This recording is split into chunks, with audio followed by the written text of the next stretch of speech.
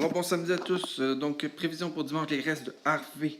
Ça commence dimanche matin en faible pluie et ça va s'intensifier à partir de midi pour le sud et le sud-ouest. Dans le centre, ça va commencer en après-midi et vers l'heure du souper.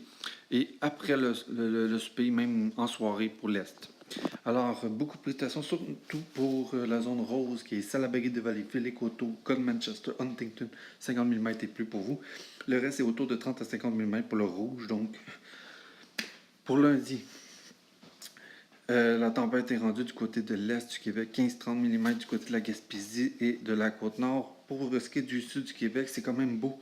Pour le matin, il y a un dégagement en après-midi, mais ça serait en nuages et des averses et des orages et de la pluie forte à partir de 23h pour le sud, tout le long de la vallée du Saint-Laurent. Lundi en après-midi, de la pluie pour l'Abitibi, ça se dégage en soirée.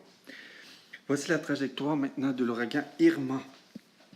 Alors, pour tout le long, là, donc il va passer au nord de Porto Rico, de la République dominicaine et Haïti.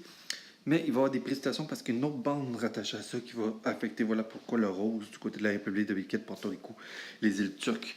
Et voici la projection pour l'Amérique du Nord lorsque Irma va remonter. Parce qu'il y a 4 scénarios. Le scénario A et le B pourraient donner de sérieux casse-tête météo pour le Québec. Ça pourrait même donner des vents froids et même de la neige. Bref, c'est catastrophique comme scénario. Scénario D, ça pourrait être de la pluie au sud du fleuve Saint-Laurent, de la neige au nord. Et le scénario A, on éviterait cette tempête. Donc, c'est les 4 scénarios à date qui sont projetés. Attendez-vous à ce qu'il pourrait y avoir de la neige.